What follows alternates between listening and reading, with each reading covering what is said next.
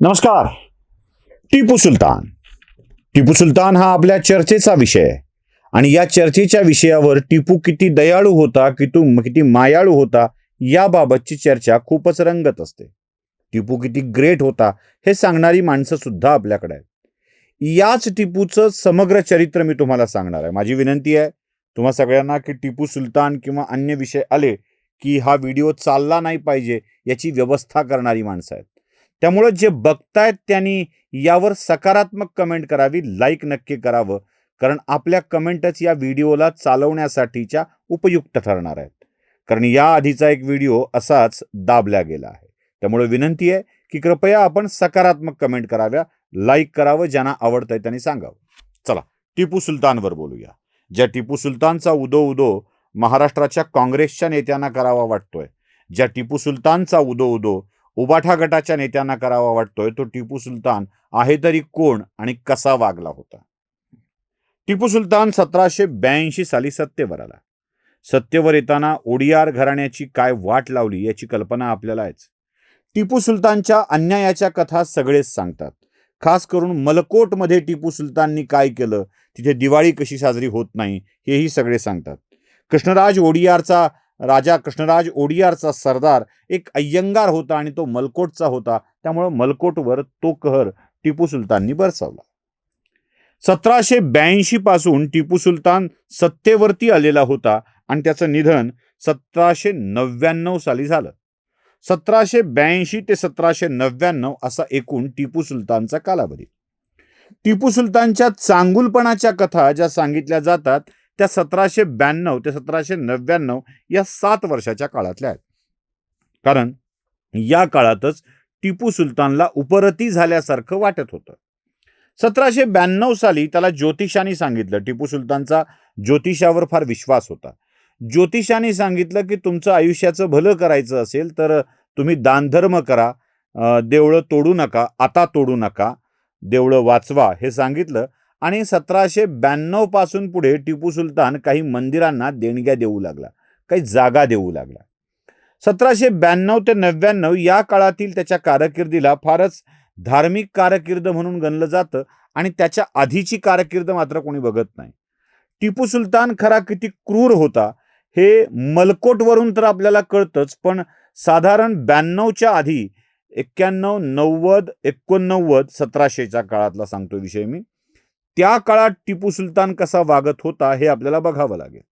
आता मी जे सांगणार आहे ते सगळं पुराव्यानिशी असणार आहे. पुराव्यानिशी म्हणजे पुस्तकाचा संदर्भ देतोय ते पुस्तक दाखवणार आहे, नाव दाखवणार आहे, काय केलं हे दाखवणार आहे आणि तुम्हाला या सगळ्या गोष्टी सांगणार सुद्धा आहे. त्यामुळं या 13 घटना आणि जवळपास 8-9 पुस्तकं मी तुमच्या समोर मांडणार आहे. या पुस्तकाच्या मधून टिपू सुलतानची खरी कहाणी तुम्हाला कळणार आहे. तेव्हा पहिल्यांदा हा छोटासा भाग एक 4-5 मिनिटाचा तो सगळ्या पुस्तकाच्या रेफरन्सेस सहितचा बघूया. पुरावा क्रमांक 1. 1789 साली बार्तोलोमियो या पोर्तुगीज लेखकाने लिहून ठेवलेलं हे पुस्तक. या पुस्तकात मलबार मोहीम जेव्हा टिपू सुलतानने केली होती तेव्हा अनेक देवळे आणि चर्च पाडल्याचा उल्लेख आहे. एवढ्यावर नाही भागत, हे पुस्तक क्रमांक 2 बघा. यात स्वतः टिपू सुलतानने आपण हिंदूंची 8000 देवळे पाडल्याचं कबूल केलंय. या पुस्तकाचं नाव आहे historical sketches of South India.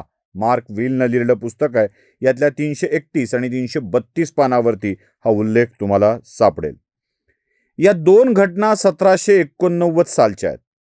1790 साली जो टिपू सुलताननी कहर बरसवलाय ना, तो तुम्हाला पुढे सगळ्या पुस्तकांच्या मध्ये बघायला मिळेल. चला तिसरा रेफरन्स बघूया.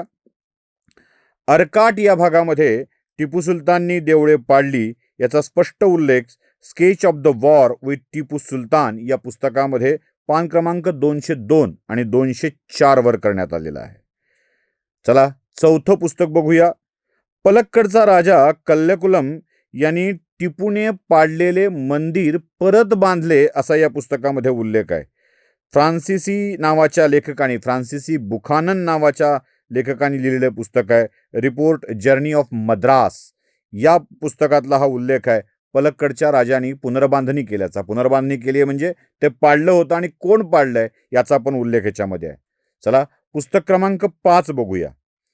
उडपीजवळ हिरियडका देवीच्या मूर्ती वितळवून नाणी पाडली आणि तोफा तयार केल्या. हिरियडका या गावामध्ये देवीच्या मूर्ती वितळवल्या, त्याची नाणी पाडली आणि तोफा ओतल्या असा स्पष्ट उल्लेख आहे त्याच्या पुस्तकाच्या पान क्रमांक 89 वर. हे 5वं पुस्तक मी तुम्हाला दाखवलंय. चला 6वं पुस्तक दाखवतो. कोइंबतूर व्यंकटरमण मंदिर पाडलं.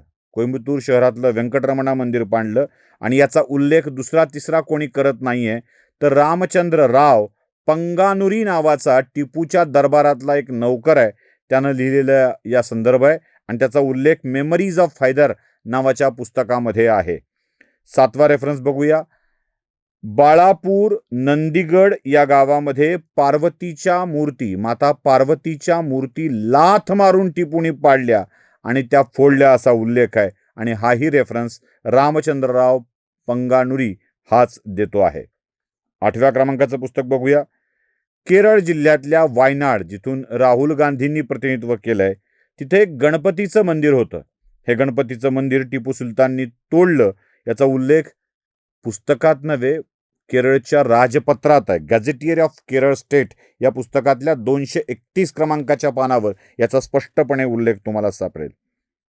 पुढे 9 नंबरचं बघूया. पारूर या गावी व्यंकटाचलपतीचं मंदिर होतं. हे व्यंकटाचलपतीचं मंदिर तोडण्यात आलं. याचा उल्लेख तुम्हाला केरळ जिल्ह्यातल्या एर्नाकुलम जिल्ह्याच्या गॅझेटियरमध्ये सापडेल, जो तुम्हाला मी स्क्रीनवर दाखवतोय, तोही बघून घ्या. आता मी तुम्हाला 10, 11 आणि 12 हे 3 रेफरन्सेस एकाच पुस्तकातील दाखवतोय. हे एकच पुस्तक मलबार मॅन्युअल नावाचं आहे. याच्यामध्ये पोनमेरी अंश येथे शंकराचं देऊळ होतं जे टिपूच्या सैनिकांनी तोडलं. पुढे पोन्नानी येथे दुर्गा भागवती मंदिर इथल्या मूर्त्या भ्रष्ट केल्या, मूर्त्या फोडल्या याचा उल्लेख आहे. तर मलबार चिरक्कल तलिपरंबा येथे शंकर मंदिर तोडण्यात आलं. म्हणजे मलबार जिल्ह्यातील चिरक्कल तालुक्यातील तलिपरंबा इथलं एक मंदिर तोडल्याचा स्पष्ट उल्लेख या पुस्तकामध्ये आहे. एवढ्यावर भागत नाही. 13व्या क्रमांकाचा रेफरन्स तुम्हाला मी देतोय. बेंगलुरू येथे देऊळ पाडून दर्गा बांधल्याचा उल्लेख टिपू सुलतानच्या पत्रामध्येच आहे. तेही पुस्तक मी तुम्हाला दाखवतोय. या सगळ्या पुस्तकाला बाजारातून उपलब्ध करून घेऊन तुम्ही वाचू शकता आणि तुमच्या लक्षात येईल की टिपू सुलतान किती क्रूर होता. हे 1, 2, 3 मी तुम्हाला सलग दाखवतोय. 1, 2, 3, 4, 5, 6, 7, 8, 9, 10, 11, 12 साठी एकच आणि 13 क्रमांकाचं हे पुस्तक बघा, वाचा आणि टिपू काय होता याचा अंदाज घ्या. हे सगळं बघितल्यानंतर आपल्याला टिपू क्रूरकर्मा होता, टिपू हिंदूंचं भलामण करणारा होता का, या सगळ्या गोष्टीचा विचार आपल्या मनामध्ये येतो आणि मग हे लोक किती खोटं बोलतात याची प्रचिती येते.